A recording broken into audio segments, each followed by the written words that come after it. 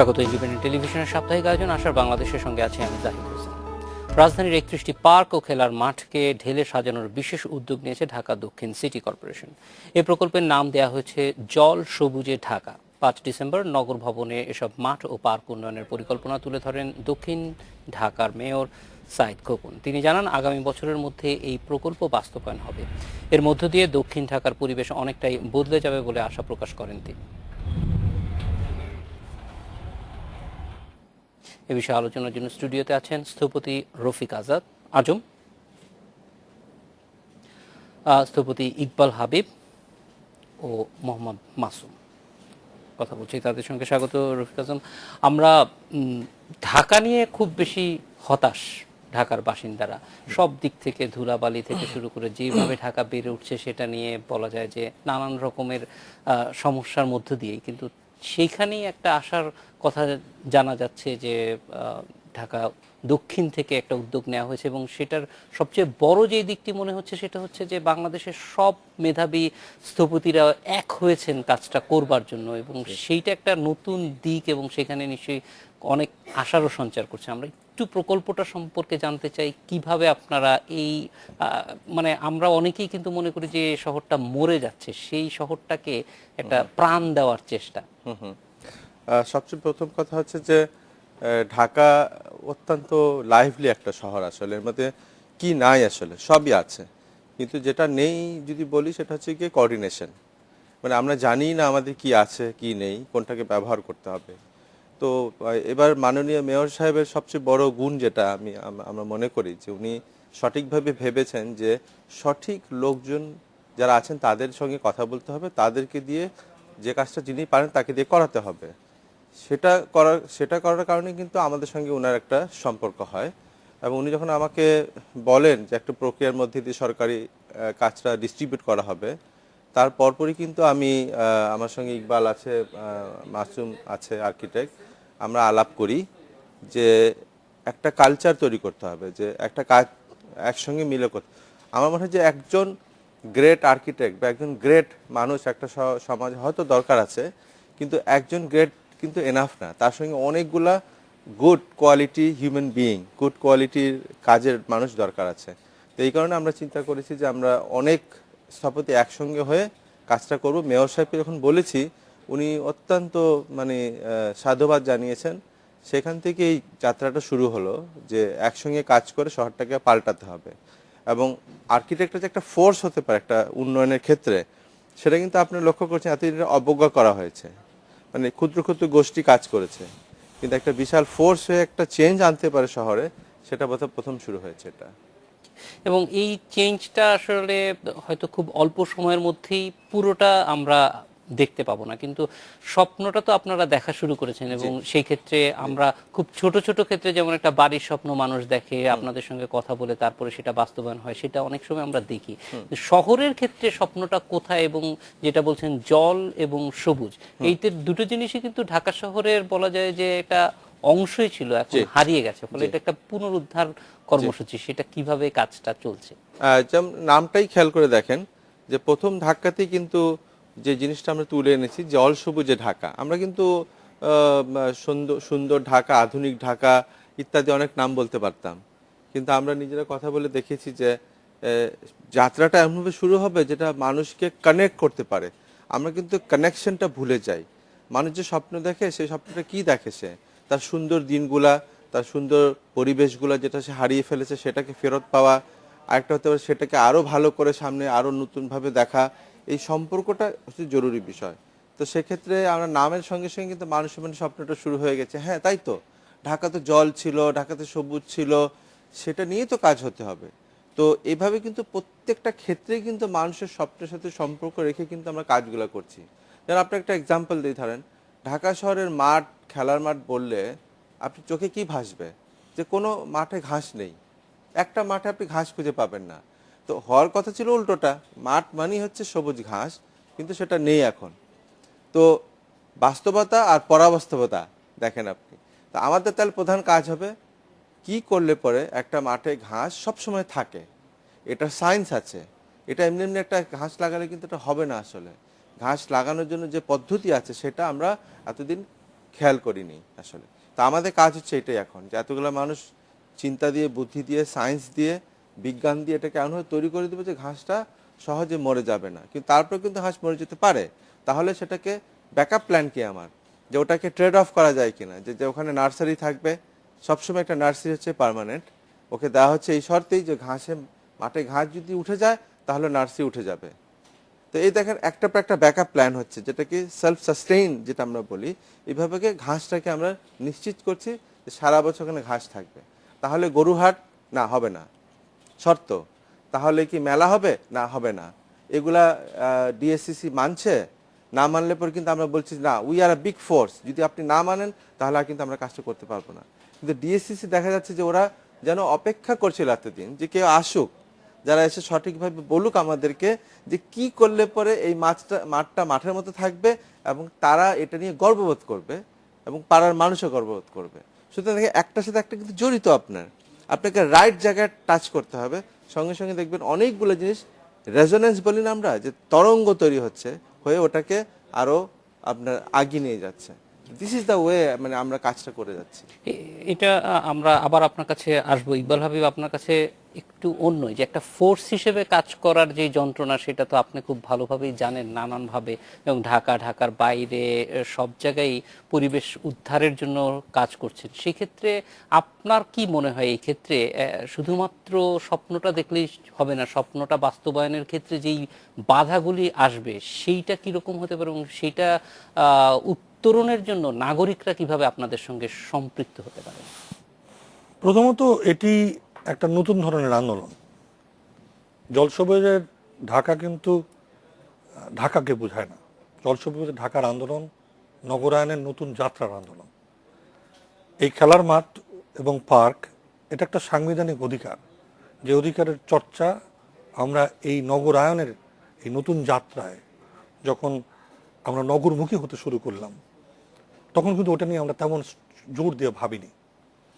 আমি মনে করি যে এই আন্দোলনের একদম গোড়ার কথা যেটা রফিক আজম বলছিলেন, তার সাথে যদি যুক্ত করি যে আমাদের পুরো প্রক্রিয়ায় আমরা শুধুমাত্র স্থপতিরা নয়, স্থপতি, প্রকৌশলী, সিটি কর্পোরেশনের যারা বিভিন্ন ক্যাটাগরিতে রয়েছেন তারা, এবং কাউন্সিলর এবং এলাকাবাসী, তাদেরকে যুক্ত করার একটা পরিকল্পনা করেছি।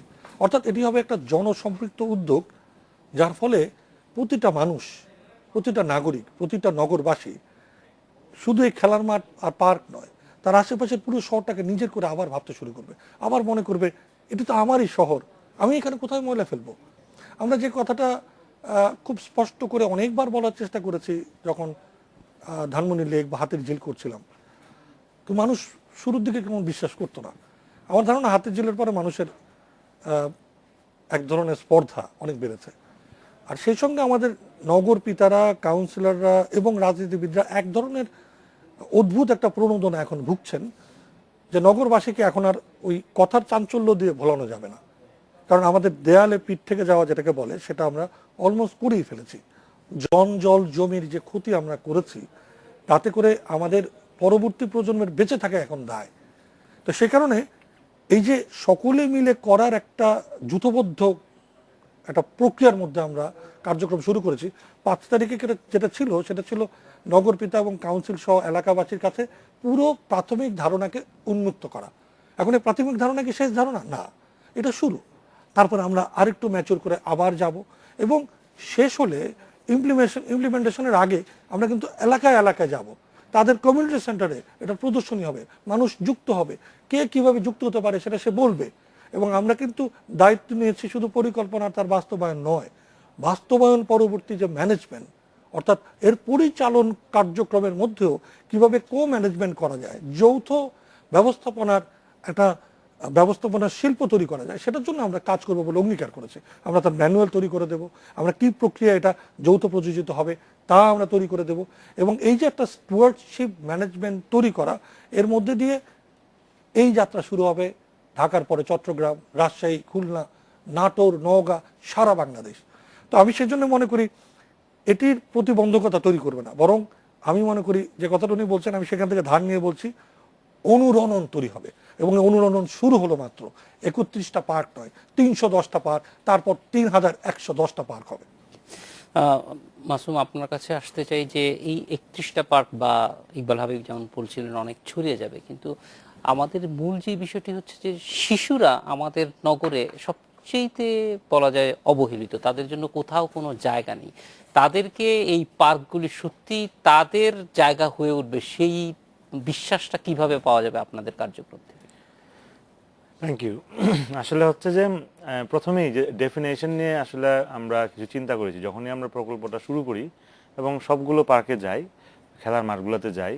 আমরা দেখেছি যে কোনো খেলার মাঠই কিন্তু আসলে প্রপারলি ওই আগের মতো যে শুধু খেলার মাঠ তা নয়, সেখানে আমাদের বুড়োরা যাচ্ছেন, তারা জগিং করছেন, বাচ্চারা যাচ্ছে একটা কর্নারে খেলছে, আবার পার্কে গেলেও দেখা যাচ্ছে সেখানেও একটু খেলাধুলাও হচ্ছে, পাশাপাশি পার্কের অ্যাক্টিভিটিগুলো হচ্ছে। সো আসলে আগের যে ডেফিনেশনটা ছিল পার্ক এন্ড খেলার মাঠ ডিফারেন্ট, হ্যাঁ, ওই ব্যাপারটা এখন আর সেভাবে কাজ করছে না, এটা অনেকটাই মিলে গেছে। সো আমাদের এই ফাইন্ডিংস থেকে আমরা যখন পরবর্তীতে প্রকল্পগুলোর মূল নকশাগুলো তৈরি করছি, আমরা চেষ্টা করছি সেগুলোকে যেন ইনক্লুসিভ করা যায়। তার মানে খেলার মাঠের ভিতরেও আমার পার্কে কিছু ফ্যাসিলিটি থাকবে, পার্কের ভিতরেও বাচ্চাদের খেলার কিছু ফ্যাসিলিটি থাকবে, এবং আরেকটা যেটা আমরা চাচ্ছি যে সেটা হচ্ছে কমিউনিটি ইনভলভমেন্ট তো থাকবে, এবং ব্যারিয়ার যেটা থাকে মানে বাউন্ডারি ওয়াল দিয়া কিন্তু প্রত্যেকটা পার্ককে আমরা এমন করে ফেলছি যে এই পার্কে আমি চাইলেই যাইতে পারছি না, ওই কর্নার দিয়ে যেতে হবে। কর্নারে গিয়ে দেখবো এমন সব কিছু লোক দাঁড়ায় আছে, আমার যাইতে ইচ্ছা করছে না। সো এই কারণে আমরা প্রাথমিকভাবেই চিন্তা করেছিলাম যে মেক ইট ওপেন স্পেস। কারণ আসলে আরবান স্পেস বলতে যে ব্যাপারটা বাইরের কান্ট্রিতে গেলে আমরা দেখতে পাই যে এনক্লোজ একটা পার্ক নয়, it is part of the city. So সেটা ছিল আমাদের প্রথম আন্ডারস্ট্যান্ডিং যে let's make it part of the city, so একসাথে ইনক্লুড করে ফেলি আমরা। তো সেখান থেকে আমরা মেয়রের সাথে যখন কথা হয়েছে এবং কাউন্সিলের সাথে কথা হয়েছে, তারাও ইনিশিয়ালি মোটামুটি আমাদেরকে বলে দিয়েছেন হ্যাঁ আপনাদের ধারণাগুলো ঠিক, এটা করা যায়। তো আমরা সেভাবে আসলে ফোকাসিং অন দিজ ইস্যুস যে মাঠগুলাকে কমিউনিটি পার্ক মানে কমিউনিটি একত্রিত করে ফেলা এবং মানুষের অ্যাক্সেসিবিলিটি বাড়ানো, এটা আমাদের ফার্স্ট। কারণ পার্কগুলা আমরা যখন এনক্লোজ করি it becomes a place for other people, যারা আসলে এটার মেইন ইউজার না, যারা রাতে এখানে অন্য ধরনের কাজ করছে, দিনের বেলাও তারা ওখানে ঘুমায়, রান্না বান্না করে, এই ধরনের কাজ চলতেই থাকে। So when it becomes a public accessible place, তখন কিন্তু আর এটা সেইভাবে কাজ হবে না, যা হওয়ার দরকার সেটাই হবে, আমরা যাব, বসবো, খাবো। তো সেভাবে আমরা শুরু ফলে করছি। এইটা প্রত্যেকেরই জানা বোধহয় প্রয়োজন হবে যে এই জায়গাটা কিসের জন্য এবং কার জন্য, সেগুলি আরো নতুন করে জানানো, এগুলি হয়তো জরুরি হবে। একটা বিরতির পর ফিরে আসবে রফিক আজম। একদম যেটি জানতে চাই যে আমাদের চিন্তাধারাটা এখন স্কোয়ার ফিটে সীমাবদ্ধ হয়ে যাচ্ছে ঢাকার বাসিন্দারা, তো এত বড় ঢাকা, সেইখান থেকে বের হয়ে আসার জন্য মানে নগরবাসীদেরকে চিন্তার ক্ষেত্রে কি ধরনের পরামর্শ আপনারা দিচ্ছেন বা দেন, সেটা একটু জানবো একটা বিরতির পর এসে। আশা বাংলাদেশে নিচ্ছে একটা বিরতি।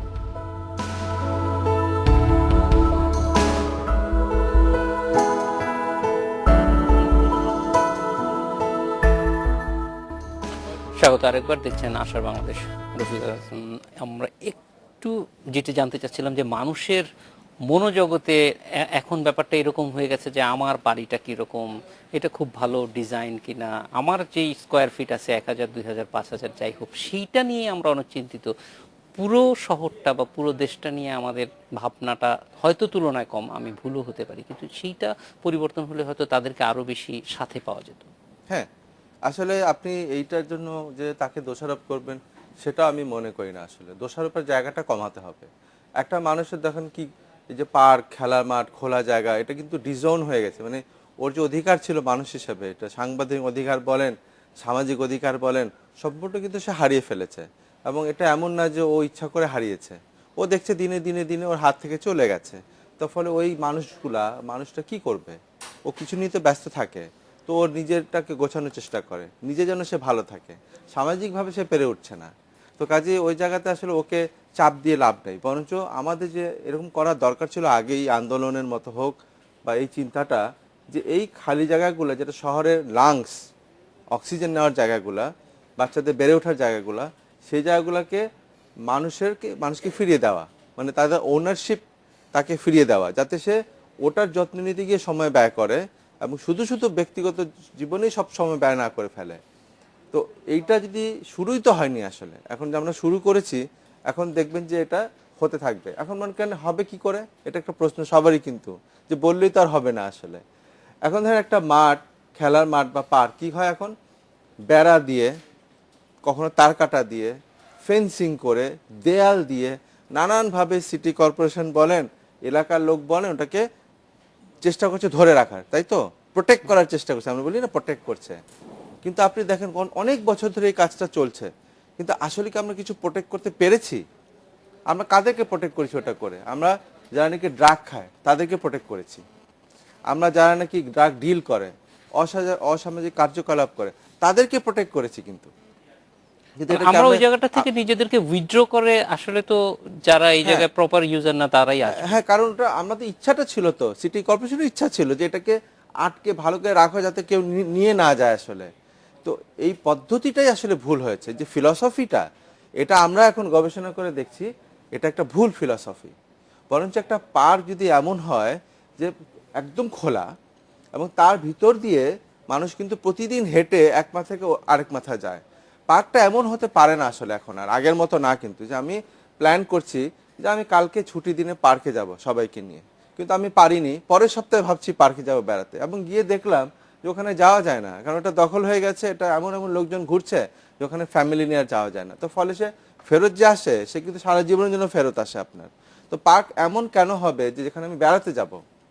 পার্ক এমন হবে যে প্রতিদিন আমি ওটা ভিতর দিয়ে হেঁটে আমার অফিসে যাই, আমি ওই দোকানে যাই, আমি শপিংয়ে যাই। তো তাহলে হবে কি, পার্কটা প্রতিদিন আমার ব্যবহারের অংশ হলো, আমি চাই আর না চাই। তো ফলে আমি যদি 100, 200, 500 লোক ভিতর দিয়ে সবসময় হেঁটে হেঁটে পার্ক ভিতর দিয়ে যায়, তার স্বাস্থ্য যেমন ভালো থাকবে, ওর চোখগুলো হবে কিন্তু সার্ভিলেন্স, ওর চোখগুলো হবে আমার ক্যামেরা, ওর চোখগুলোই পাহারা দিবে কিন্তু পুরো পার্কটাকে। আর পার্কের মধ্যে জঙ্গল বানিয়ে, ঝোপঝাড় বানিয়ে তার ভিতরে ভিতরে লুকিয়ে লুকিয়ে কিছু হচ্ছে, সেগুলো অ্যালাউ করা যাবে না। পার্ক হবে সম্পূর্ণ সবুজ, কার্পেটের মতো ঘাস, যে ঘাসটা কীভাবে বাঁচাতে হয় সেটা আমরা জানি, এখন আমরা সেটাই টেকনিকগুলো বলছি। আর সঙ্গে সুন্দর সুন্দর গাছ, যাতে স্টেম থাকে না গাছের যে কাণ্ড, তার ফাঁক দিয়ে কিন্তু পুরোটাই দেখা যায় আসলে। সুতরাং দেখেন, আপনার পার্কটা কিছু না করে আপনি খুলে দিয়ে, শহরের অংশ করে দিয়ে আপনি তাকে কি করছেন? বাঁচাচ্ছেন, প্রোটেক্ট করছেন। So idea of protection park আগে কি ছিল, এখন আমরা কি প্রপোজ করছি? হয়তো যদি এটা আমাদের আইডিয়া ঠিক থাকে, কাজ করে, প্রত্যেকটা পার্ক খুলে যাবে, শহর বড় হয়ে যাবে, এবং প্রত্যেকটা দেশের নানান প্রান্তে পার্ক খুলে যাবে।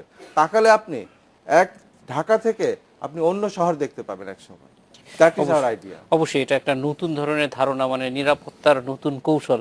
ইকবাল হাবিব, আপনার কাছে একটু আসতে চাই যে এই কৌশলটা বাস্তবায়নের জন্য আপনারা কি ধরনের পদক্ষেপ নিচ্ছেন, একদম ডিজাইন থেকে শুরু করে বাস্তবায়ন? আমি শুধু একটা জিনিস যুক্ত করে উত্তরটা দিতে চাই, সেটা হচ্ছে আমরা কিন্তু যে পদচারী বান্ধবতার আন্দোলন করছি। আমরা মনে করি যে একটি শিশু, একটা পদচারী মানুষ যখন পথ দিয়ে হেঁটে যান, তখন কিন্তু উনি শহরকে বুঝতে পারেন, মানুষকে বুঝতে পারেন, শহরকে দেখেন, অনুভব করেন, উষ্টা খান, থমকে যান, এবং ওইখান থেকেও তার কিন্তু ভালোবাসা আরও প্রগাঢ় হয়। মানুষ যখন হাঁটতে পারবে, মানুষ যখন পার্কে যেতে পারবে, তখন কিন্তু মানুষ আরও বেশি নগরীকে ভালোবাসবে। তার ড্রয়িং রুমগুলো তখন, এখন যেমন তার বাড়ির সামনের উঠোনটা হারিয়ে গিয়ে ড্রয়িং রুমগুলো বড় হচ্ছে, তখন ড্রয়িং রুম ছোট হবে, জানলাগুলো বড় হবে, এবং তার সামনের পার্কগুলো, রাস্তাগুলো, পদচারী বান্ধব ফুটপাথগুলো আরও বেশি পল্লবিত হবে।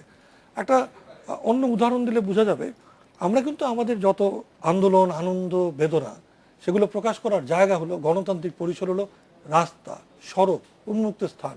আজকে যদি সাকিব আরেকবার সেঞ্চুরি করে, আজকে যদি মোস্তাফিজ ফিরে এসে অস্ট্রেলিয়াকে রাতারাতি হ্যাট্রিক করে ফেলে, আমরা কোথায় গিয়ে উৎসব করি? আমরা কি একটা ময়দান বেছে নিয়ে উৎসব করি? তা তো না, সড়কে চলে যাই, উন্মুক্ত স্থানে চলে যাই। এই যে গণতান্ত্রিক পরিসরের যে সংজ্ঞা, সেটি আবার মানুষকে ফেরত দিতে হবে, এবং এর মধ্যে দিয়েই কিন্তু বেড়ে ওঠা। আপনার আমার শিশু বয়সের কথা যদি চিন্তা করি, আমরা এইভাবেই বেড়ে উঠেছি। আর আপনি যখন প্রশ্ন করেন, তখন আসলেই তো ভাবনার বিষয়। আজকে আমার ওই কিশোরী বোনগুলি কোথায়, মেয়েরা কোথায়? তাদেরকে আমরা চোখেই দেখি না। শিশুরা কোথায়? তারা তো সব ড্রয়িং রুমের মধ্যে, হয় কম্পিউটারের মধ্যে, অথবা কার্টুনের ওই ডোরিমন করিমনের মধ্যে ঢুকে পড়ছে। আমরা এখন যেটা চিন্তা করছি, যে শুধু পার্ক বা খেলার মাঠ নয়, ধীরে ধীরে ধীরে ধীরে ফুটপাথ সহ পুরো শহরের পুরো ব্যাপারগুলো নিয়ে একটা উন্মুক্ততার আন্দোলনে চলে যাওয়া। আপনি যদি মনে মনে ধারণা করেন, ওনার এই বর্ণনাগুলি শুনতে শুনতে যদি আরেকটু এগিয়ে গিয়ে ভাবেন যে বাউন্ডারি ওয়ালগুলি নাই, ধরেন ধানমন্ডি এলাকার সবগুলি বাউন্ডারি ওয়াল উঠিয়ে দেন, বিদেশে যেভাবে করে নেইবারহুডের বাড়িগুলি থাকে। চিন্তা করতে পারেন কত বড় পরিসরের মধ্যে আপনি চলে আসবেন হঠাৎ করে? বাউন্ডারিগুলি নাই, ওই মাঝখানের 5 ফিট 5 ফিট 10 ফিট জায়গায় গাছ হচ্ছে, ঘাস হচ্ছে, বাচ্চারা ছুটোছুটি করে এই মাথা থেকে ওই মাথায় খেলাধুলা করছে। আমাদের পুরো সাইকোলজিটা আসলে কাকে কার কাছ থেকে প্রোটেক্ট করছি। এই যে ধারণাগুলো চেঞ্জ করা, এটি শুরু তো আমরা এখানে যেমনি করে শুরু করলাম, এখানে আমরা থামতে চাই না। আমরা বিশ্বাস করি নগর পিতারা, কাউন্সিলররা এক ধরনের গণ আন্দোলন শুরু করবেন মানুষকে সাথে নিয়ে, যে আমরা এই নগরীটা আমাদের সকলের করে ভাবি। এই যে এখন যে ধরেন জঙ্গিবাদ বা এখন যে মানুষের ক্ষুদ্র মানসিকতায় মানুষের মধ্যে মানুষের সাংঘাতিক হিংসাত্মক মানসিকতা দেখি, অনেক বেশি অধৈর্য দেখি, এগুলো সব প্রশমিত হবে। আমাদের এই পার্কগুলির মধ্যে একটা পার্কের মধ্যে বলা হচ্ছে যে রেগে গেলে আমি ওখানে চলে যাব, অর্থাৎ রাগ কমানোর পার্ক। আসলে এই উন্মুক্ততা নয়, সবুজকে জলকে আবার এই নগরীর ঐশ্বর্য হিসেবে ফেরত দিয়ে এই নগরীকে সকলের অভিভাবকত্বের জায়গায় তুলে দেওয়া, সেই প্রক্রিয়াটা কিন্তু আমরা আমাদের অতীতের কাজগুলো তো দেখেছি। যত সম্পৃক্ত করা যায়, একটা ছোট্ট গল্প বলে শেষ করে গেলে বুঝবেন আধা মিনিটে। ধানমন্ডি লেকে যখন শুরু হয় তখন আমরা পাবলিক পার্টিসিপেশনে গিয়েছিলাম, অনেক গালাগালি করেছে মানুষ। যেদিন উদ্বোধন হলো সেদিন ওই ওয়ার্কার্স অ্যাসোসিয়েশনের সভাপতি স্টেজে উঠে বললেন যে আমরা সবাই মিলে বলেছি বলেই পার্কটা সুন্দর হয়েছে, এটা এখন আমাদের। আসলে মানুষ এভাবে ওন করে, তাকে ওনারশিপের এই প্রক্রিয়ার মধ্যে তুলে আনতে হবে। যে আমরা আর একটা বিরতিতে যাব আব্দুল্লাহ মাসুম, আপনার কাছে ফিরে আসবো সিকিউরিটির পারসেপশনটা নিয়ে। এই যে উন্মুক্ত হওয়ার সঙ্গে কিন্তু আমাদের ওই নিরাপত্তা বোধ নিয়ে আমাদের মনে হয় কোথাও একটা ভ্রান্ত ধারণা থেকে যাচ্ছে কিনা, সেটা একটু আপনার কাছ থেকে জানতে চাইবো। একটা বিরতি, এটা কিন্তু আমি অ্যাড করব নিচে একটা বিরতি। জি, এই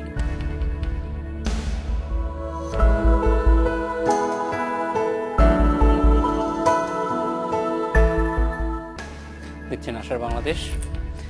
আব্দুল্লাহ মাসুম, আপনার কাছে এই যে আমরা আমাদের সামনেই দেখেছি যে মাঠগুলি কিভাবে আমাদের থেকে হাতছাড়া হয়ে গেল। প্রথমে এই ধরনের একটা কথা ছড়ানো হলো, সত্য মিথ্যা যেরকমই হোক না কেন, যে এটা খুব বেশি নিরাপদ না, এখানে না যাওয়াই ভালো। এই যে মানে এটা নিয়ে কোনো ধরনের তথ্য তালাশ না করে আমরা কিন্তু এই ধরনের একটা প্রচারণা এবং এটা এক ধরনের বিশ্বাসের মধ্যেই চলে এসেছে, যার কারণে আমরাও বাড়ির বাচ্চাদেরকে আর ওইদিকে যেতে দিই না। এই যে নিরাপত্তা বোধ নিয়ে যে আমাদের অবস্থানটা, সেইটা আপনারা ভাবনায় রাখছেন যেটা মনে হয়, তো সেটা কি রকম?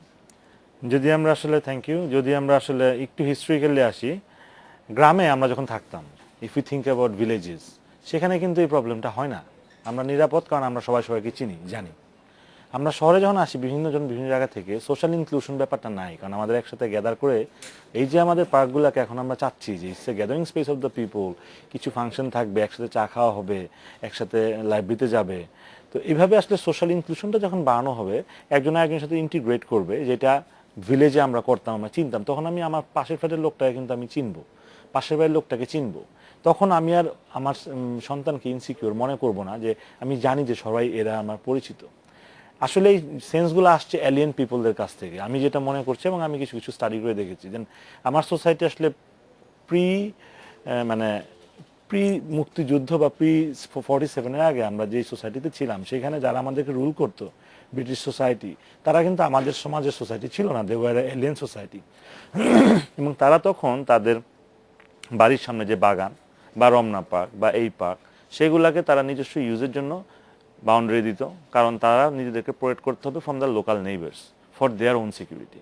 সো ওই পারসেপশন থেকে কিন্তু আমরা আসলে ডিটেল জানি না, কারণ আমরা যখন ইংল্যান্ডে যাই, ওরা কিন্তু আর ওদের পার্কগুলোকে ইনক্লুজ করে না, যা করেছে তারা বিদেশে গিয়ে করেছে ফর দেয়ার ওন সিকিউরিটি।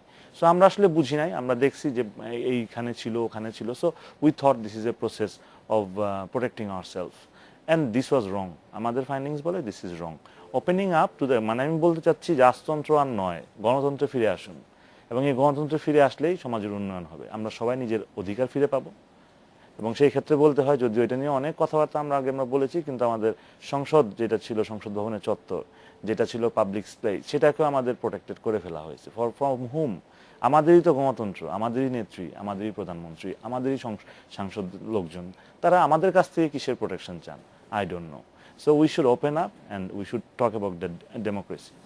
সব ক্ষেত্রে জি, আপনি এই যে দেয়ালের কথা বলছিলেন, নিরাপত্তার কথা সঙ্গে বলতে চাই, কারণ অনেকেই হয়তো ভাবতে পারে যে বাউন্ডারি যদি তুলে দেয় তাহলে তো নিরাপত্তা বলে কিছু থাকলোই না। আসলে আমি বলি বাউন্ডারি থাকলে প্রথমে কি হয় বলি আপনাকে, একটা দেয়াল দিলেই দেখবেন যে দেয়ালের এক পাশে, যে ধরেন রাস্তার পাশে পার্কের, তো সেই ফুটপাথ দেখা গেল প্রথমে এটা পোস্টার দিয়ে ভরে গেল, তারপরে ওই জায়গাটা দেখা গেলো কোনো একটা হকার বা কেউ একজন বসা শুরু করলো, তার দেখা দেখি শত শত মানুষ বসে গেল, জিনিস বিক্রি করছে, হাঁটার পথও চলে গেল। এটা তো গেল এক সাইড। উল্টো দিক চিন্তা করেন, আপনি দেখতে পাচ্ছেন না কি হচ্ছে, সেটা পার্কের ভিতরে। ওখানেই দেখবেন যে গাঁজা খাওয়া হচ্ছে, হিরোইন খাওয়া হচ্ছে, যারা মাগ করে মানে এই ছিনতাইকারীরা, তারা ওখানে ঢুকে গিয়ে গাছের আড়ালে বসে টাকা ভাগ করে। এটা তো এখানে পার্কে আছে, আমরা জানি সবাই সেটা। তো একটা দেয়াল থাকলে সঙ্গে সঙ্গে দেখেন কতগুলো অ্যাক্টিভিটি হলো, একটাও কিন্তু আমার জন্য মানে আমার জন্য পজিটিভ কিছু না। তো ওই দেয়ালটি যদি ভেঙে দেই তাহলে এই জিনিসগুলো তো হচ্ছে না, তাহলে প্রোটেকশন কি হচ্ছে আপনার? আমি নিজে এটা শুরু করি 98-এ, আমি তো শুরু করি দেয়াল ফেলে দেওয়া বাসার সামনে থেকে। অ্যাপার্টমেন্টগুলো আপনি এখন অনেক দেখবেন ঢাকা শহরে দেয়াল বলে কিছু নাই, বরঞ্চ সেখানে নিচু বসার জায়গা, গাছগাছালি হয়েছে। এমনকি গ্লাস দিয়ে বাউন্ডারি ওয়াল শুরু করি আমি এক সময়, এবং আমি ভয় পেতাম যে আসলেই আমি যে পরীক্ষা নিরীক্ষা করছি এটা কাজ করবে কিনা, এই সোসাইটি গ্রহণ করবে কিনা। আজ পর্যন্ত প্রায় গত 17-18 বছরে একটা চুরি আমি শুনিনি বাসায় ওই দেয়ালের কারণে। একটা গ্লাসের ওয়াল আজ পর্যন্ত ভাঙিনি, এবং এখন অনেক স্থপতি এটা ব্যবহার করছেন। সুতরাং দেখেন যে একটা পজিটিভ যখন জিনিস ঘটে, আপনি কি করছেন, আপনি প্রোটেক্ট করছেন বাসাটাকে চোরের কাছ থেকে, সেটা যৌক্তিক। কিন্তু আপনি সাধারণ যে মানুষ হেঁটে যায় তাকেও আপনি আপনি ভয় দেখান, বান্ডিওয়াল দিয়ে, তার কাটার বেড়া দিয়ে, কুকুর হাতে সাবধান লিখে। আপনি কি বলতে চান মানুষকে, যে তোমাকে আমি কামড়ে দিব? তুমি যখন হেঁটে যাও রাস্তায়, তার কাটা দিয়ে তোমাকে খামচি দিয়ে দিব, রক্তাক্ত করে দিব। দেয়াল দিয়ে বলছি খবরদার এদিকে আসবে না, দেখবে না আমার বাসা। আমার ভাষা কিন্তু এরকম আসলে মানুষের সাথে। আর মানুষও কিন্তু যাওয়ার সময় ভাবে এই বাসা দেখে, আমি জানি না তুমি কোথায় এত টাকা পেয়েছো, কার টাকা মেরেছো, কিভাবে মেরেছো। দেখেন আলাপ আলোচনা কিন্তু মনে মনে চলছে, কিন্তু কতটা বিচ্ছিরি এবং নোংরা একটা আলোচনা চলছে। যেই আমরা দেয়াল ফেলে দিয়েছি, ওখানে বাগান করে বসা জায়গা করে দিয়েছি, ও হেঁটে হেঁটে যেতে বলে যে বাহ সুন্দর তো, এই লোকটা তো খুব মানে রুচিশীল, আর একটা বসার জায়গা আছে এখানে, কিন্তু আমার তো আজকে সময় নেই, একদিন বসবো না আমি এখানে। খাওয়ার পানি রাখা আছে ওখানে, এমনও করেছি আমরা। হ্যাঁ, সে হয়তো টাইম পায় না খাওয়ার পানি খাওয়ার, কিন্তু ভাবে যে বাহ ভালো তো। এখন দেখেন তার সঙ্গে তার সম্পর্ক কি, একে অপরকে বিশ্বাস করছে, একে অপরকে শ্রদ্ধা করছে।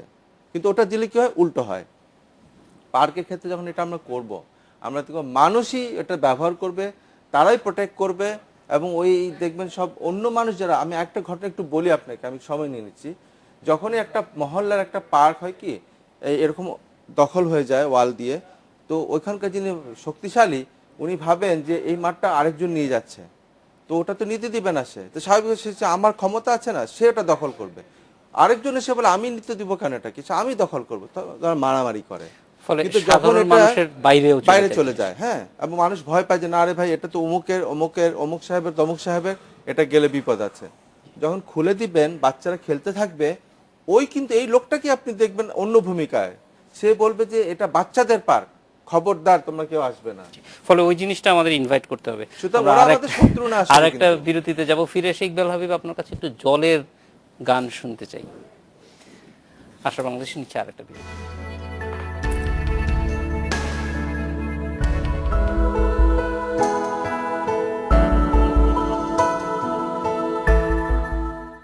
স্বাগত আরেকবার, দেখছেন আশার বাংলাদেশ। ইকবাল হাবিব, পানি নিয়ে কি কাজ চলছে? আসলে জল কিন্তু পার্ক এবং খেলার মাঠ সহ উন্মুক্ত স্থানের একটা অঙ্গাঙ্গী অংশ। আমরা যত জায়গায় জলের অবস্থান পেয়েছি, সেগুলো যদি আমাদের পার্কের বাইরেও হয়ে থাকে, সেগুলোকে আত্মীকরণ করার চেষ্টা করছি। এবং যেখানে যেখানে জলের স্টোপ থাকে, ঝর্ণা হোক, একটা ওয়াটার বডি হোক, যেখানে একটা আমাদের জাতীয় ফুলটা অন্তত ভাসবে, সেরকম জায়গাগুলোকে পুনরুদ্ধার করার চেষ্টা করছি। একটা এক্সাম্পল দিলে বোঝা যাবে, ধোলাইখালের শেষ অংশ, যেখানে একটা বিশাল ওয়াটার বডি রয়েছে, যেটা ওয়াসা দখল করে সেখানে তাদের ময়লা পানির আধার হিসেবে রেখে দিয়েছে। আমরা মেয়রকে বলেছি আমরা হাতির ঝিলের মধ্যে এটাকে ট্রান্সফার করি না কেন, পুরোনো ঢাকা একটা ছোট হাতির ঝিল হোক না কেন। এবং আমরা এইভাবে করে ওসমানী উদ্যান থেকে শুরু করে সমস্ত জায়গায় জলকে আবার জল জন জমির বাংলাদেশের রাজধানী বানাতে চাই, এবং সেজন্যই এটার নাম জল সবুজে ঢাকা। রফিক, যেমন আপনার কাছে একটু আসতে চাই যে পুরো পরিকল্পনাটার একটা সারাংশ যদি আমাদের দর্শকদের জন্য বলেন। তো, সারাংশ যদি বলি তাহলে এক নম্বর হচ্ছে কি, এটা জনগণের সম্পত্তি, জনগণের ফেরত চলে যাবে, এবং এটা কিন্তু দখল মানুষের থাকবে, তাদের চোখ সবকিছুকে নজরে রাখবে। সুতরাং উন্মুক্ত শহরের অংশ হয়ে যাবে এটা, আর আড়াল থাকবে না।